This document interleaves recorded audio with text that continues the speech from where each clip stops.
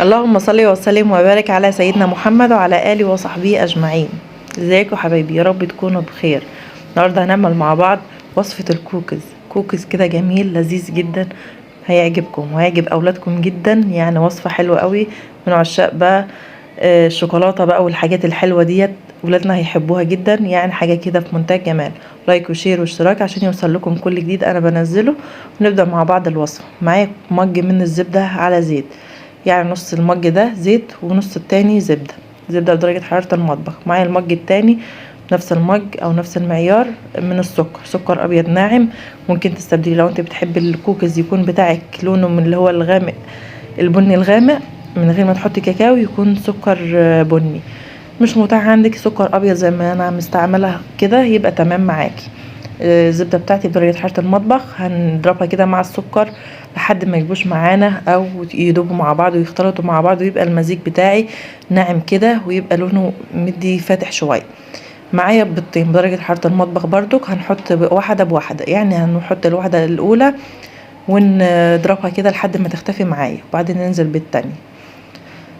لو انت بقى عايزه تستعملي زيت بدل الزبده ممكن تستعمليه عادي خالص، بس هتبقى الكوكيز بتاعتك هتبقى ناشفه جدا، مش هتديكي الطعم او القوام اللي انت محتاجاه، يبقى طري من جوه كده ومديكي قرمشه، سنه قرمشه من بره. انا عاملاها كده بالزبده على زيت علشان برضو يبقى الوصفه بتاعتنا كده حلوه وتبقى بتدي قرمشه. حطيت البيضه التانية عليها رشه من الفانيليا او ربع معلقه من الفانيليا، يبقى كده تمام. نقلب كده البيضه التانية مع الزبده والسكر لحد ما تختفي معايا. معايا بقى الدقيق، يعني معايا هحط حوالي 3 مجات من الدقيق، هحط مجين 2 هنخلهم كويس جدا علشان يبقى مفيش اي تكتلات معايا في الدقيق خالص. ونقلبها كده مع بعض لحد ما الدقيق بتاعي يختفي كوبايتين 2. وبعدين لو احتجت تاني هحط شوية بشوية، مش هحط المج كله، لان ممكن الدقيق بيختلف من دقيق للتاني، مش كل انواع الدقيق بتبقى زي بعضها. وده احنا متفقين مع يعني على طول في اي معجنات احنا بنعملها مع بعض، بنحط شوية بشوية، ما بنحطش الكمية الأخيرة كلها نوبة واحدة، علشان خاطر ان احنا مثلا الدقيق بيبقى مختلف عن التاني. انا هحط رشة من الملح وربع معلقة من البيكنج باودر، ربع معلقة صغيرة، ما نحطش اكتر من كده عشان الكوكيز بتاعي ما يفرش قوي ويبقى شكله مش ظريف بعد كده. هنقلب كده الدقيق مع بعضه. طبعا مش هينفع بقى بالمعلقه زي ما انا بعمل كده، هنقلب بايدينا. طبعا لمسه ايدينا بتبقى حاجه مختلفه خالص، بتعرفي قوام الحاجه تحت ايدك بتبقى محتاجه او مش محتاجه ايه. يبقى كده بايدينا كده على طول. ولو انت معاكي مضرب او ما عندك عجان يبقى انت تمام كده، اعملي فيها زي ما انت عايزه. انا حطيت بقى نص المج التاني، هنقلب كده مع بعضه لحد ما نشوف كده القوام بتاعنا. لو احنا محتاجين تاني هنحط، مش محتاجين يبقى كده خلاص. يبقى نوع الدقيق بتاعك ما بيشربش سوائل كتير يعني، او مش محتاج سوائل كتير، فيبقى كده تمام. لو انت الدقيق بتاعك بيشرب بالسوائل على طول او بيحتاج ان انت تحطي دقيق تاني فحط تاني لحد ما يبقى الخليط بتاعك يبقى عجينة طرية، ما تكونش بتلزق طبعا، وتكون ناعمة برضو ما بتشققش، او تكون ملساء كده يعني يكون ملمسها ناعم خالص. حطيت نص المج التاني التالت لحد ما كده خلاص يبقى معايا القوام بتاعي، يبقى كده تمام، مش هحتاج اي حاجة خالص بعد كده بعد من الدقيق.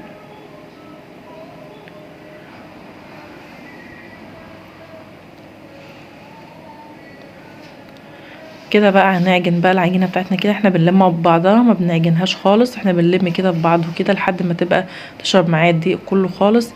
ونحط بقى معايا شوية من الشوكولات شيبس، يعني انا جايبة حوالي دول حبة كده ب5 جنيه، مش هنحتاج يعني كتير او مش هتكلفك كتير.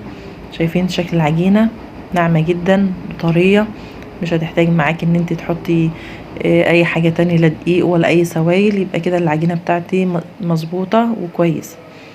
هنحط بقى الشوكولاتة بتاعتنا، اي نوع شوكولاتة متوفر عندك. لو انت عايزة سادة بلاش تحطي شوكولاتة خالص، انا متوفر عندي شوكولاتة شيبس ممكن تحطي منها شوية كده. انا جايبة يعني حوالي نص كوباية ب5 جنيه، ما شاء الله عملت معايا الكمية كلها، كانت جميلة جدا وحاجة فرحت اولادنا. عملناها حاجات متوفرة عندنا في المطبخ، مش هتحتاجي ان انت تشتريها من بره او ولادك يشتريها. انا ولادي بيشتروا الكوكوزايه الواحده ب5 جنيه، بجد يعني هتوفر معاكي كتير وهتعمل معاكي كميه ما شاء الله كتير، هتكفي ولادك وتكفي الحبايب كتير. ممكن تعملها بقى لو انت عندك بقى حفله او اي حاجه لاولادي بقى عاملاهم كده تفرحيهم واعمليها لهم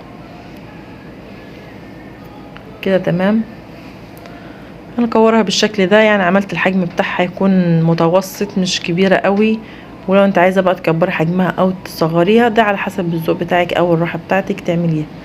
انا حطيت شويه كده في العجينه، وبعدين هنشكل كده العجينه من فوق او شكل الكوكيز من فوق زي ما بنشتريها بالظبط من بره.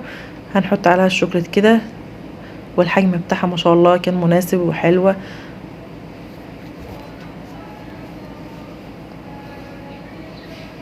اهم حاجه يا حبايبي ما تنسوش اللايك والشير والاشتراك عشان يوصل لكم كل جديد انا بنزله، وما يفوتكوش اي حاجه انا بنزلها خالص.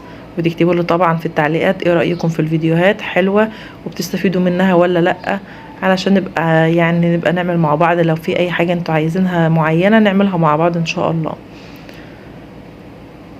كده تمام.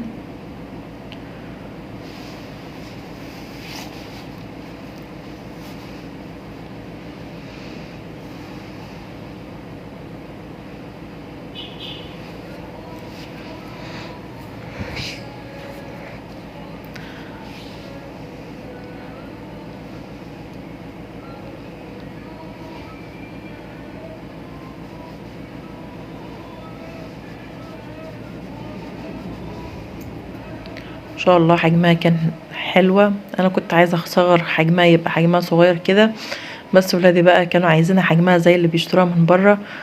كبرتها بقى حجمها بقى ما شاء الله كان كبير زي ما هم كانوا عايزينها او بيجيبوها.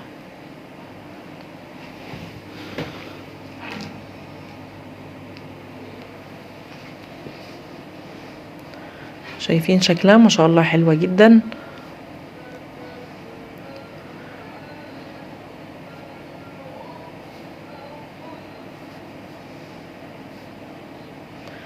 هنعمل بقى الكمية بتاعتنا بنفس الشكل ده. ما شاء الله عملت معايا صينية كبيرة جدا، يعني حجم الصينية ما شاء الله كبير، وعملت معايا كمية حلوة. يعني اولادي بقوا مبسوطين منها جدا، بقوا ياكلوها بقى كده بالشاي بلبن، حاجة كده في منتهى الجمال. تعملوها كده على طول لاولادكم. طبعا احنا داخلين في المدارس، راجعين المدارس ان شاء الله تاني.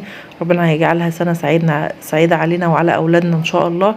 وتعملوها كده معاهم في المدرسة، ياخدوها معاهم تبقى حلوة، وبجد يعني هيتعجبهم وهتبقى ما شاء الله جميل. انا حطيتها بقى في الفرن بتاعي. انا مسخنه الفرن طبعا قبلها على درجه حراره 200. هتقعد 10 دقايق بالظبط، مش هتقعد اكتر من كده. ما شاء الله ادتني اللون الجميل ده، وشكلها بصراحه تحفه جدا، وطعمها كان جميل جدا.